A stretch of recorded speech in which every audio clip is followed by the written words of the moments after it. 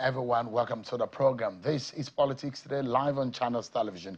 I'm Sean Kimaloe here in Abuja. I have a loaded program for you, one that for every beat of the seconds that we're spending, it's going to be worth your while. So we discuss governance on issues of banditry and how best to handle it, and some of those you're concerned that you have, how we can propel governance locally in Nigeria. And of course, we will take you and give you a sense of what is happening locally in Edo State in respect of the governorship election. So stick around with me, everyone. Let me bring you up to speed with the president's visit. The president is being away in the country, but today he returned to Nigeria after his official visit to China and his short stay in the United Kingdom. The president left Abuja for Beijing on the 29th of August and started his official visit on Tuesday, the 2nd of September. Not long after he touched down in Abuja, the president went to Maiduguri, the Borno State capital, to sympathize with the government and people of the state over the recent flood disaster. He arrived at Maiduguri at about 3:40 p.m. and headed to one of the emergency camps to commiserate with the victims of the flood. At the camp, President Tinubu assured the displaced persons that his government will support them.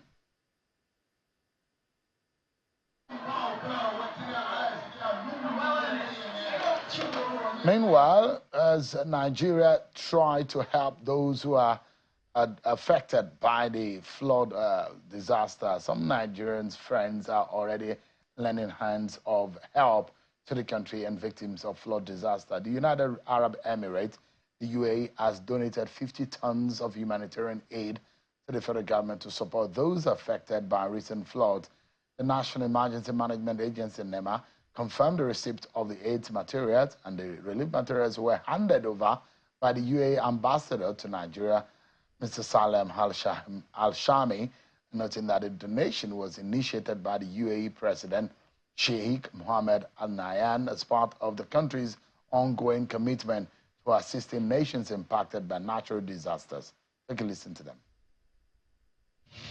Actually, and the line with the directives of His Highness Sheikh Mohammed bin Zayed Al Nahyan, the President of United Arab Emirates, urgent humanitarian aid, including 50 tons of basic supplies, has been provided to our friendly people of the Federal Republic of Nigeria to support areas affected by the recent floods. I want to assure Nigerians that once we take custody of these items, every single item will be shared accordingly to the people in need. That is an assurance. This will not only stop in Maiduguri. As of yesterday, parts of Enugu were also being flooded. So we're going to target all areas. Even Kaduna was flooded, slightly flooded 2 days ago. So we're going to target vulnerable Nigerians, and I'm sure that is what the government of UAE also wants to see. All right, then, let's get started with our very first conversation on the program. Tonight, we turn our attention to the Edo governorship race, where it appears things are heating up ahead of the Saturday election. Tonight, one of the frontline candidates will be joining me, Mr. Aswe Ighodalo. You know him, a lawyer and very, very prominent in his profession before now wanting to be governor of Edo State. Mr. Aswe Ighodalo is a People's Democratic Party candidate in the Edo governorship election. He's live for us from Benin City. Thank you. It's good to see you, Mr. Ighodalo. Thank you so much indeed for your time tonight. Hey, Sean. Hi. How are you? Yeah, butterflies in your belly. I mean, how do you feel right now? I know it's not easy. This is not something that you're used to, isn't it? Yeah, I'm okay. I'm used to all kinds of challenges. I've faced many different kinds of challenges through my life, and this is just another major challenge. So we focus and we face it. Yeah, and perhaps if anybody had told you the nitty-gritty and the details of what you got yourself into, maybe you might just stick into your business or your politics, but you are in for it anyway. Sure. Yeah, in for a penny, in for a pound. Then mornings I wake up and I tap my wife and I say, what am I doing here? But really, by and large, I think it's worth every stress. we're able to influence the life of 5.2 million people if we succeed on Saturday, and nothing beats that. Are you learning the language? Because the talk around town is that you cannot speak, you cannot even communicate with your people in the local dialect. Are you learning it? Is it something that is new to you too? Shame there are too many rumormongers floating around this town. You know, it's not true. I understand the language. I don't speak as fluently as I should or as I would love to, but I understand fluently. I understand well. I know fit go markets, make them sell me. Not possible. So, I mean, you are not, you are not the city boy in that sense, but you are not totally out of tune. Because they say that you are the Lagos boy, you are not the city boy as in that sense. You know, Shehu, don't mind all these funny people. People that grew up in Jos, they say you're not a local boy. People that were tailors in Kaduna, they say you're not a local boy. How are they local boys? So, but, I mean, let's look at it. Yes. One of the things that worry a lot of people, and we had a conversation at the Security Summit yesterday, the decision for you not to sign the peace accord is concerning. No. Don't you think that there is a larger implication when you, as a frontline candidate, decide that you are not going to sign the peace accord? You don't think that will further heat up the polity? No, really, Shehu. Take a step back. We felt intimidated. We felt harassed. We felt that there was no level playing field. You know, we wrote series of petitions to the police. None of our petition was given light of day.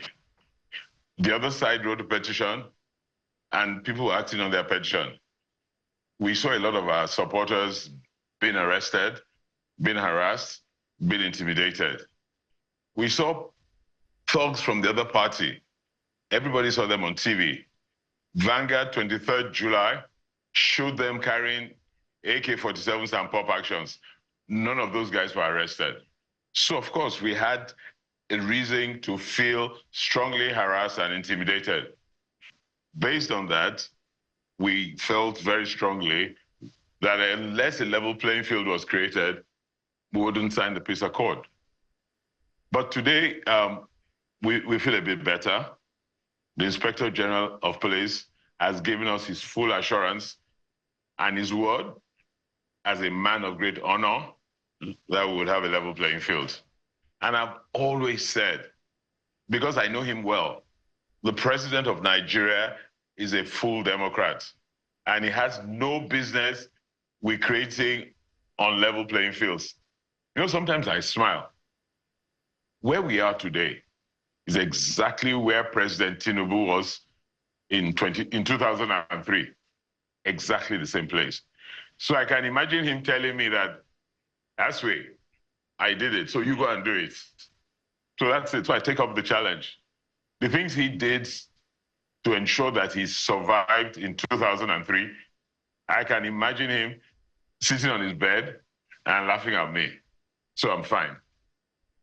Because of lack of time, we might not be able to go into the analysis because we'll be doing that in the coming days. But do you see a pathway to victory here? Because there are those who see and feel that the odds are against you. You do not really have a clear pathway to victory. A lot is at disadvantage here. How do you hope to win this election? What are your advantages in this race? Who have you been listening to?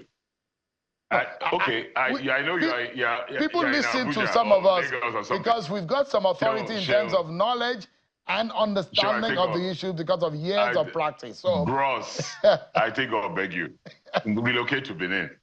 I will come. We will win this election. Cover the election. Listen, Bros, I've gone through all of the 192 wards. I've gone through nearly every unit in this state. I've gone through every local government. I've talked to the people. I've been to nearly every major market. I've been to every major restaurant. I've talked to the people of this state. My manifesto was based on my interaction with our people. And I'm on top of what the issues are. I know, Sheon, that if we hold a free and fair election today, we will win at least 70% of the votes, without any doubt. Without any doubt. So, We've related to our people. Yeah. We've connected with our people. The people know us, they trust us, and they will vote for us. So let's leave the playing field level. No intimidation, no harassment. If those folks know they can run with us, then they should stop playing the funny games they're playing. What are these funny games that you're worried about? I'm not worried. I'm supremely confident. But I know they're trying all kinds of funny games. But you know, God Almighty is in full control. And God is with us. God knows we love the people of Edo State. We're going to work for the people of Edo State. At every point when we've been campaigning, I've stood on the issues. At every point they have been campaigning, they've stood on personalities, propagandas, and lies. The old man of the party, a few days ago, jumps out and talks about me and Planwell. He lies. He's a born liar. And so we should disregard anything that comes out of his mouth. Anybody with a bit of ability and sense, fact check. Planwell, check CAC, check the court decisions, any link, no link whatsoever. I'd never even heard of the company before until the APC liars started talking about it. And at every point they lie because they have nothing to tell the people of Edo State. They don't have facts.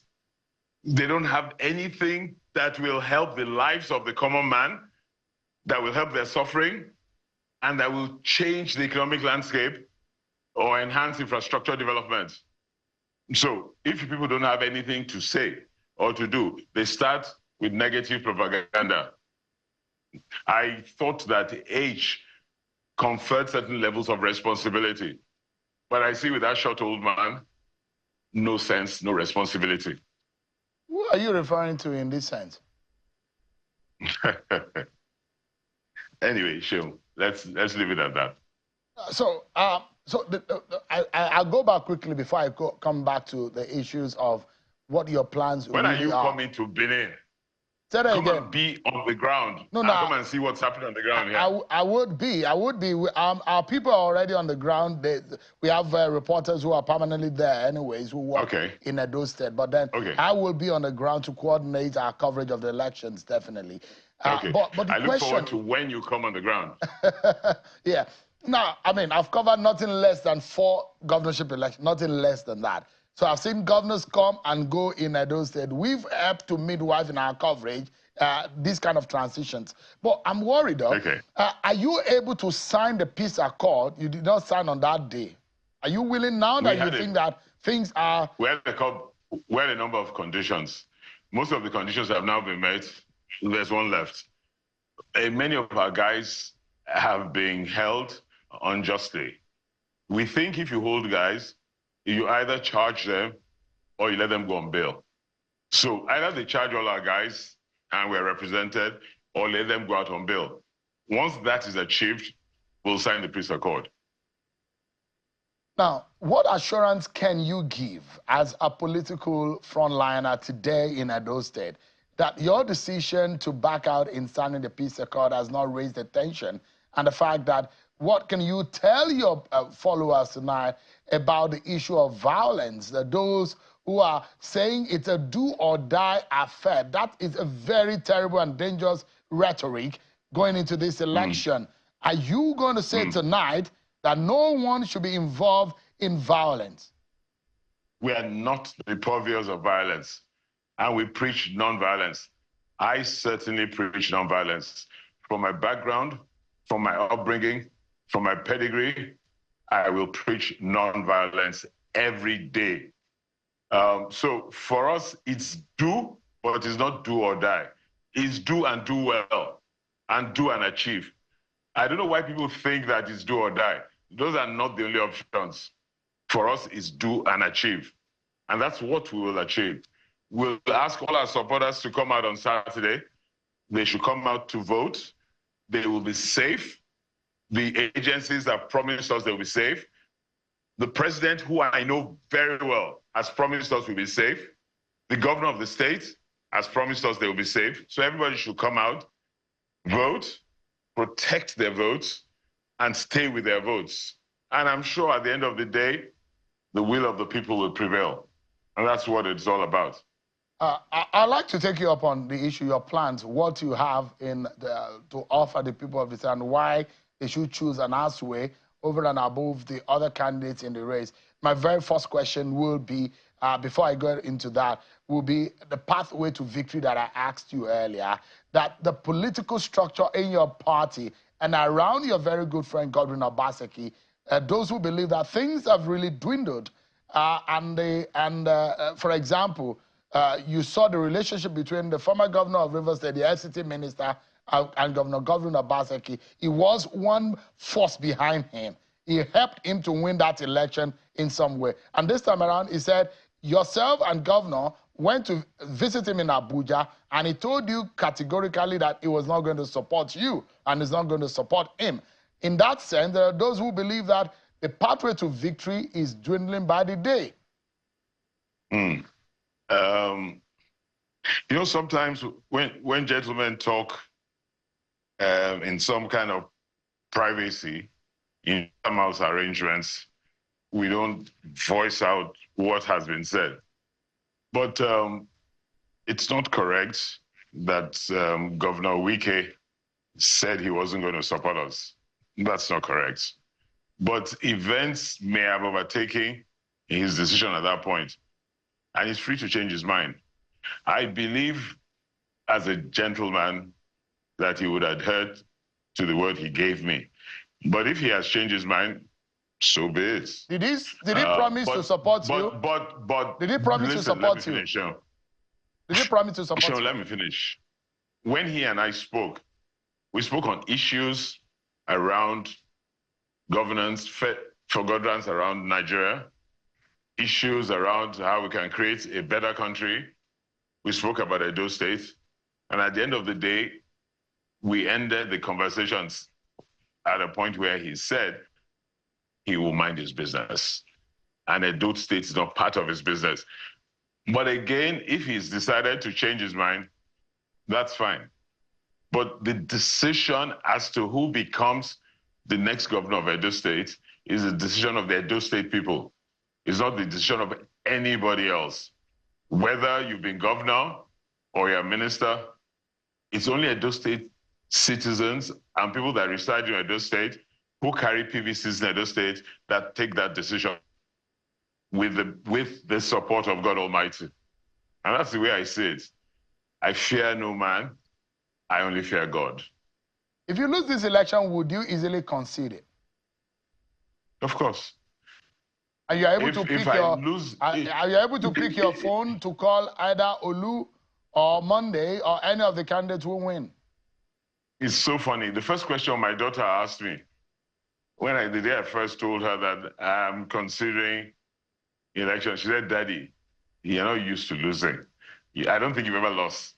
If you lose this, then how will you take it? And, you know, that caused me to do a deep thing.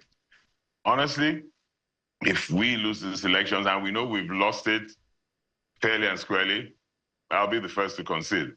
But I know we can't lose this election if the playing field is level.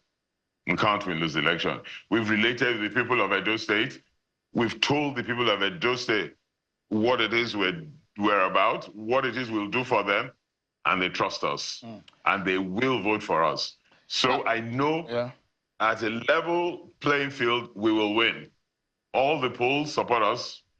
All the indicators support us. So I have no fear. Let me take you quickly on issues and why you think you're better off than the other candidates. And there are those who say, like, in your interactions and in your trying to sell yourself, you have actually indicted the governor and the government of the day of poor performance in the handling of the affairs of the state. For example, Edo State unemployment rate stands at, as of 2023, at 31%, with many young people lacking job opportunities, and there are hopelessness into how they can fend for themselves or earn a living. Just for a moment, if I land on that question. Wait, just for a moment, if I may land on the question. Honestly, don't know what data you're relying on. But I'm quoting the data as... I don't know. No. Edo State has one of the best unemployment statistics in this country. What statistics do you have? What data do you have? What is the unemployment figure in Edo State at the moment? Edo State data. Our young people are positively engaged. We have creativity, technology, the arts, and the sports. And the wide frame that we've provided for opportunities for the people of the state is tremendous, second to none in Nigeria, maybe after Lagos State, with the advantages of Lagos State. You know, people have to be current with data. People have to compare data from 8 years ago till today.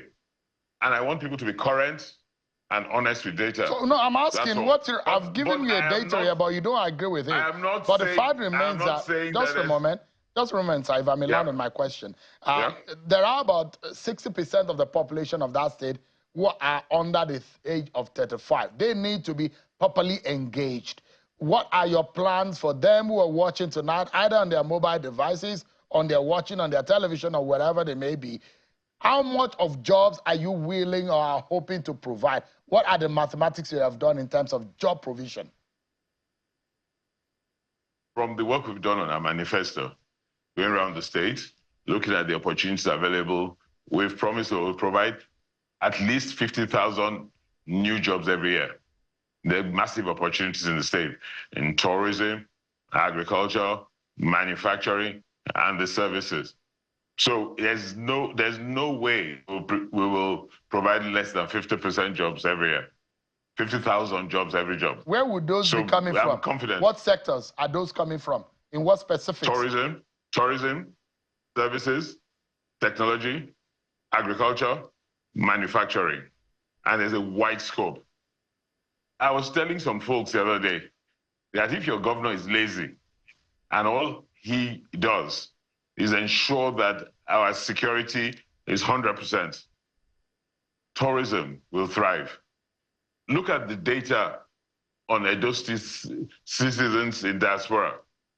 If they come home twice a year on holiday, each time they come home, they spend $3,000. Rather than stop in Lagos, they spend 2 weeks in Benin. Look at the arithmetic. $6,000 times about 300,000 people every year. Look at the reflation to the Edo State economy. So, you know, honestly, it's a no-brainer. And then we go to many other things.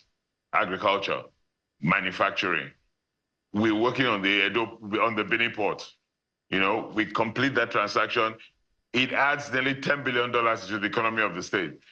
So for me, I see a major pathway to prosperity. All we need to do is gather our resources, work undeterred, and with vision. So, I mean, there are those who are, your opponent are already saying, they hope that Asue Godalo will move from an MOU transition government to a real government of action because they've tagged the government of the PDP an MOU government. That is a criticism coming from the opposition in your state, but specifically, and there are those who fear whether or not, just a moment, Mr. Asue, whether or not Asue will be a man of his own, considering the fact that Godwin Obaseki had brought you into the limelight in running for this race. What in specific would you like to be known for should you win this election? What tag would you like Edo State to be identified for? You've suggested multiple questions, but I need to do one thing. President Tinubu was in China last week. How many MOUs did he sign? How many of you tagged him MOU presidents? So you'll be signing more MOUs? MOU that I am aware. Yeah, he was in China last week and they signed numerous MOUs. Nobody tagged him MOU presidents. You know, MOU, for people that understand the process of business, you start with the process of the MOU, and then you take it on until final completion. All the MOUs Governor Obaseki has signed, nearly each of them has ended up in consequential transactions, confident and complete transactions. So people should stop this myopic, and it's an opponent-induced way of thinking. People that don't understand how economic development works. People that can't read a balance sheet. People that can't prepare a budget. People that didn't go to school. Now they start tackling people that are going through effective processes. So what I say is this. I know Edo State people in 2 years' time will look back and be so glad they had a Governor Obaseki. We will continue from where he stopped on all his good policies. Those policies that need tweaking, we will tweak. Those policies that need improving, we will improve.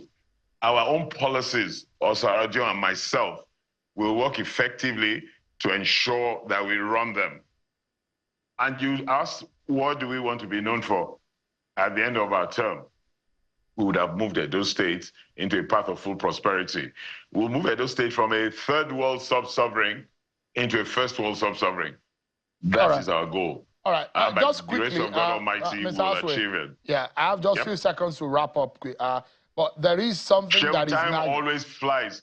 Time it flies. It flies. You're a good talker, so it's easy. No. When now, quickly, I think I need about 30 seconds in how you're going to solve this problem.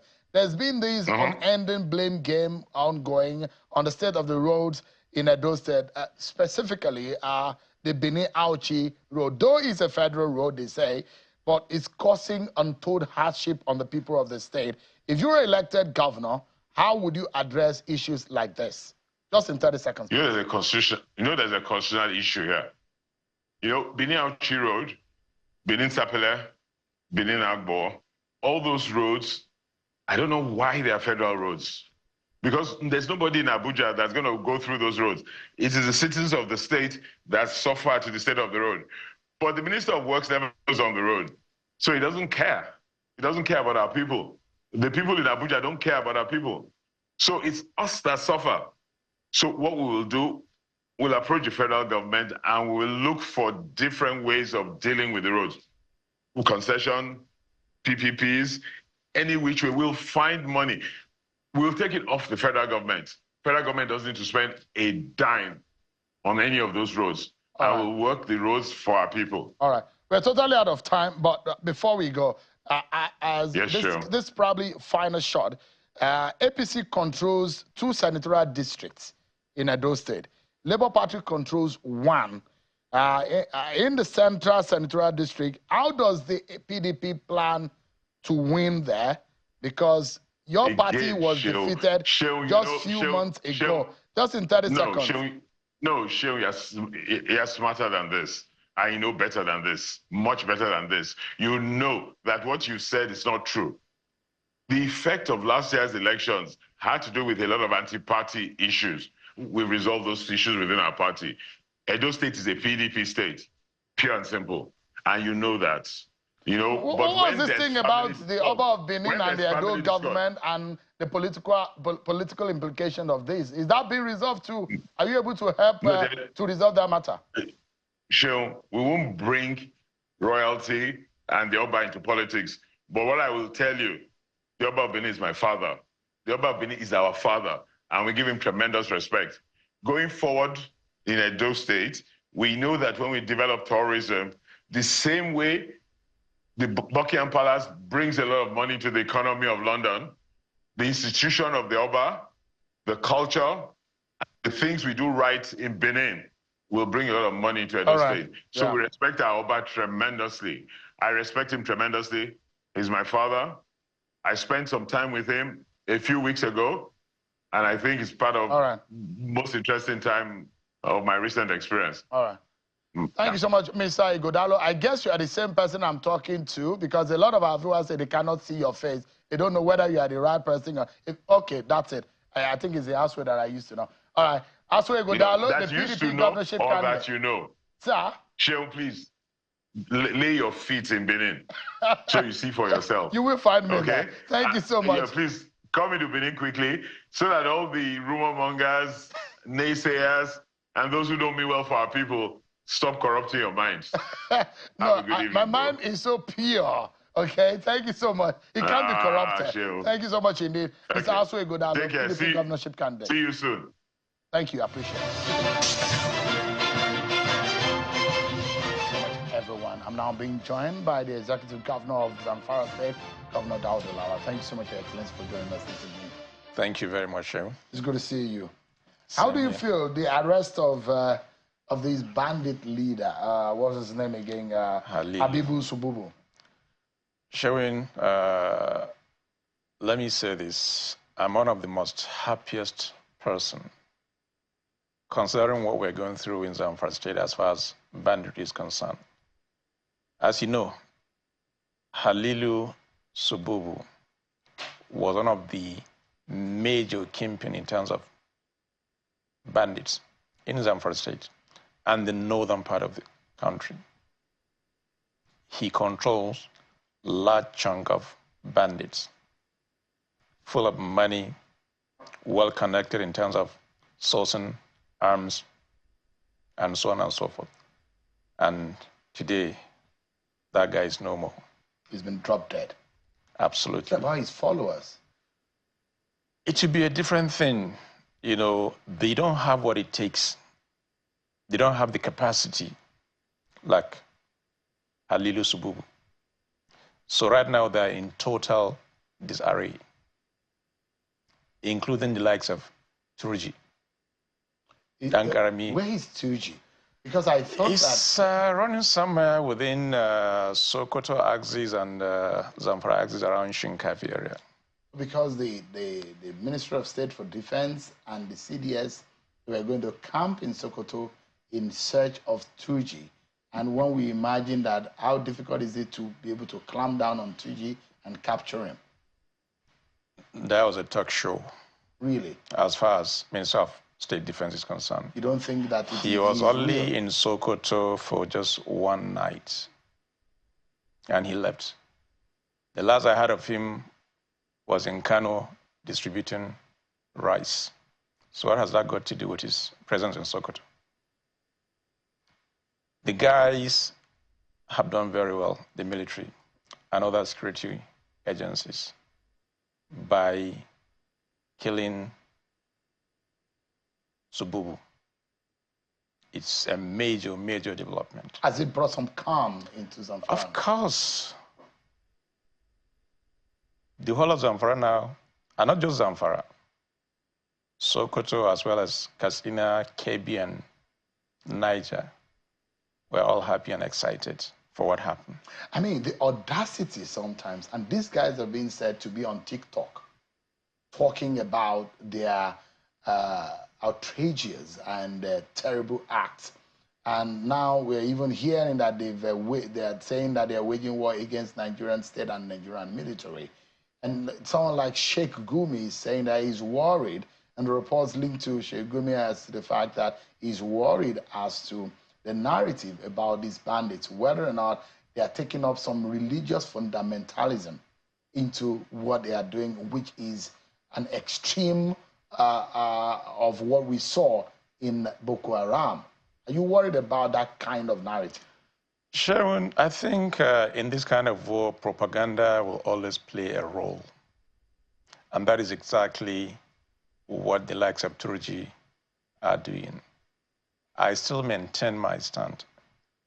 Our forces have the capacity to neutralize these guys. You know, initially I spoke about political will, and it is now really they're showing the political will, and it's working. My prayer is it should be sustained. By the time they do that, believe me, as I always say, banditry will be a matter of history in northern Nigeria and Nigeria as a whole. Is your government having any interface with some of these bandit leaders? No. My stand has always been I will not negotiate with the bandits. That has always been my stand. But you don't have any interface. Past government have tried to have a handshake, and we've seen also in Katsina, the former Speaker of the House and the former governor in Katsina, they had some interface which they thought that it might be good. And there are those religious leaders within the northeast and the northwest region of the country who thought that, look, the carrot approach might work better than the stick approach in getting them to lay down their arms and walk away. And there are those who think that maybe you can stretch a hands of fellowship to them and give them the olive branch, and such that they would think that what they are doing is wrong and drop all of those weapons. Is it possible? I keep saying this. I'm not a military person, or rather a security expert. However, from my little understanding of warfare, you only negotiate at the point of strength, not at the point of weakness. There's nothing wrong in negotiating with these guys so long as they're ready, they're committed, holistic. And when they know, if they don't, there'll be consequences. It's at that point that, yes, when they show commitment by laying down their arms publicly for everybody to see, genuine, without any condition, then yes, you can say that. But at this point, when they know with all their propaganda, thinking that they're more superior than the security forces, I don't believe in that.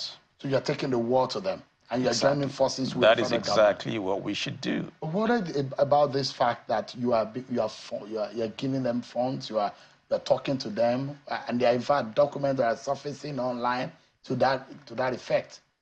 Sharon, as I said earlier, my stand has always been no negotiation with bandits. Not even through the back door? Not through any door. And you have not paid them a dime? I have never in my life. Why would I do that? But there's a document surfacing that... I don't play double standard. That your government, under you... Do you have a copy of that document? It's online, I'm not sure. The veracity of it is the reason why we cannot put it on the screen. Let me explain this document to you. When you look at the heading of that document, it says Northwest Summit in Katsina. This Northwest Summit took place 3 months ago. If you look at the background of that letter or that memo, there is no correlation between the headline as well as the content of that memo. When you go down to the memo and see when the memo was approved, this was an event that took place 3 months ago in June, precisely around the 24th. And the approval of that memo was on the 2nd of September, 2024, on my birthday. And I remember on that day, I did not sign a single memo. In fact, I was at the, council meeting on that day. Now, with all my experience as an executive director of a bank for 8 good years, you'd think I'll go low, that low, and sign a memo with the name of a bandit, all the bandits in Zamfara State. Remember, this is a world of record. Someday I'll leave that office, and somebody will look at that memo to say, oh, governor, that stands very clear that he's not going to negotiate with bandits. And he's now writing names of bandits. Come on, I can do more than that. So this is wrong. That is wrong. That's showing on the screen. Let me also tell you something. In my administration, we have laid down process and procedure. Because for any memo that originates, this is something to do with security. It should have come from the Honorable Commissioner, Security. And the second leg is a list of individuals, including journalists, which should have come from the Ministry of Information. And on that memo, in every memo we write, there's a word of charge, an account that will be deducted with a balance to show this is how much is left in that account. And I challenge anybody to go to Zamfara State and show me in our statement where such money was deducted. But then, if you look at the address, the way it was addressed as Honorable Commissioner of Finance. I challenge you, Shewun, you have a correspondent in Zamfara State. Go to Ministry of Finance. Show me any memo from May 29, 2023 to date where I addressed my Honorable Commissioner that way. I'll pay 20 million. Any memo that I use to address my Honorable Commissioner of Finance, that way, I'm ready to pay 20 million to that person tomorrow. So I have given instruction to the Honorable Commissioner of Finance as well as the Accountant General. Go and look at any memo under my administration. If there's any one that I've addressed my commissioner that way, I'm ready to pay 20 million on that. So this is not from your office, and this is force. You know, the interesting thing is, like I said, technology has a role to play here. And when we saw that memo, we took it upon ourselves to go to the extent and find out where it originated, the IPP address. And we're able to do that. And guess what? I've written a letter to the IG, copied DSS, NIA, that we are going to take legal action. We must find where that memo. Where did you trace it to? It's already before the legal team. We are taking legal action. And so you have an idea of where this is coming from? Oh, yeah, of course. It's technology. You know, people are so narrow-minded. There are ways you can do things. Shewun, I'm better than that. So you don't have any back door or front door dealings with any of the bandits? Even side door, there's none. Now, not even the front door and back door. There's not even side door. Let's look at the initiative that you are taking on the ground, the local vigilantes and the security network in Zamfara State. How much of empowerment, how much of legal powers do they have to be able to help in fighting these bandits? Remember, when we came on board, we set up the Community Protection Guard, the CPG. And this CPG is fully backed by law of the State Assembly in Zamfara State. Through the process of recruitment, the DSS, the police, as well as civil defense, had to profile every candidate. It was based on their recommendation that we hired those guys. And like I said, even the role they are playing right now is key because they understand the terrain better than conventional security. So therefore, they are always in collaboration with the conventional security in terms of leading the way, understanding the terrain. And that was exactly what led to the killing of people. They were very instrumental to that. They were very, very instrumental. They provided intelligence. They are very, very instrumental. And are you confident that they might also help in the arrest and prosecution of Turji? Or you think Turji is difficult to arrest? It's a matter of time. Turji, very, very soon, with what we have in place, with the collaboration between us and the federal government, security agencies, believe me, it's a matter of time.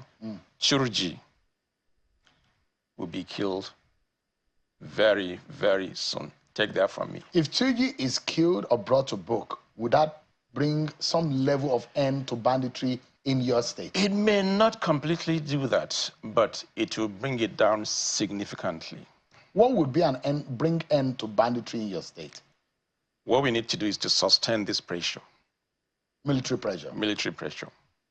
If we're able to sustain this within the next 2 weeks to 1 month, believe me, it will be a different story as far as banditry is concerned. But on one hand is banditry, on the other hand are those who are cutting away mineral and natural resources, because the talk in the whole country is how much of Nigeria's gold and natural resources are being taken by non-state actors and being helped by foreigners and those who bring helicopters. Some of these helicopters are said to be sighted to be used by these bandits. And you don't think that there is a handshake between some of these illegal miners who are said to be funding some of these bandits? Are you worried about that? There's correlation between banditry and to some extent these mining activities. You can't rule that out. And what we're saying right now is let's have a proper way of coordinating the entire mining sector where there will be a proper collaboration between federal government because money is on an exclusive list. However, the land belongs to the state. So there must be that synergy between the two. Did you give, is the government really in the knowledge of giving out land officially to any mining company, either local or foreign? What we did, initially, yes, somebody can just get a license from Abuja and go to Zamfara or any part of this country and do mining. But this time around, we said, no, it's not possible, and that cannot continue. Let's sit down and look at this holistically between the Honorable Minister of Solid Minerals, as well as all the state governments that have mining in their respective states, and come up with a very tangible way of doing these things, where the state will benefit, as well as federal government. That way, we will have absolute control of these illegal mining activities. Do you have a list of the miners in the state, official miners in your state? It is difficult because you're just there as a governor. As a host, but not the one that is authorizing them. Exactly.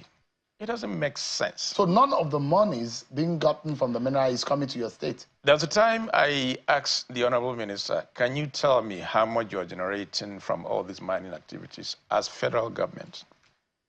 And he couldn't answer the question. I wish he did. Then I would have asked for my own share of that resources. So that means something fundamental is wrong. Would you, for example, there are those governors who have said, look, for now, my state is not no-go area for this kind of activity because of security situation. I'm one of those. Has it come to that point to say, shut down mining activities for now? I am one of those. In fact, I've signed an executive order banning mining activities in Zamfara. For how long? Well, it's been on for now, until we're able to put things that will be beneficial to all of us. Governor Lawal, let me ask you quickly about your predecessor, former Governor Matawale, and the EFCC issue. Those who think that this might be personal. Is it personal? Shaun, there is nothing personal between Dauda or Zamfara State Governor with Matawale. Remember, EFCC made pronouncements sometimes around May 24th or thereabouts of 2023. I wasn't in government at that time. That they are alleging him to have stolen 70 billion. That was even before I took over. Now, by the time I took over, I realized that 70 billion they mentioned is a child's play. Really? Absolutely. What did you find out? So far, based on available records, we've realized over 250 billion that was not accounted for. Are they stolen or are not accounted for? Are they being spent? The records are not right yet. It's very funny. First of all, Shaun, let me explain to you the state I inherited. I inherited a very, very dysfunctional state. When I took over, there was no 4 million naira in Zamfara State government account. It was emptied. It was empty. Backlog of salaries. For 4 months, there was no salary. For 3 years, none of the Zamfara people wrote either WAEC or NECO. I had to settle 1.3 billion naira for NECO. I had to settle 1.6 billion naira for WAEC. For Zamfara student backlog. So what were those students who were due for graduation? What happened to them? There was nothing. It was after we settled those fees, now they're able some to get even their certificate. So education was moribund. The health sector. The statistics are there. Yeah, if I was reading now the health sector, the doctors that are in Zamfara is one of the poorest. Zamfara has been the letter Z in terms of education, in terms of healthcare, in terms of infrastructure. Shaun, apart from the backlog of salaries, KEDCO, that is Kaduna Electricity Distribution Company, we had to settle 1.3 billion because all the ministries and parastatals, including government house, were disconnected. So you are very serious about probing some of what happened. For 5 good months, there was no single drop of water in Zamfara State because they couldn't pay for the water treatment. Shaun, go and check. The judiciary in Zamfara State, they were not paid their entitlement for good 2 years. I had to settle them 1.3 billion to clear the backlog. Governor, we are totally out of time now. You launched and commissioned some projects recently. How much of impact do you think that could be? Just in 30 seconds. If you go to Zamfara now, you will see it's a clear, different state. I wish you had listened to the Chief of Defense Staff, one of his comments. He's schooled in Zamfara State. He's schooled in Sokoto State. But this time around, when he went to Zamfara, he couldn't understand where he was because of the new development that is coming on board. Shaun, for good, since 2011, Zamfara government did not pay gratuity and pension to the tune of 13.6 billion. Guess what? We have paid that now. We have paid more than 8 billion to pensioners. Governor, we are totally out of time. I know it's a tough one, but I wish you the very best. And also our heart goes out to the victims of the flooding in your state. Thank you so much indeed for your time tonight on the program. Thank you, Shaun. I wish you the very best. Yeah. That's our time tonight, everyone. Man, thanks for watching. I'll see you next time. I'm Shaun Akimale. Bye-bye.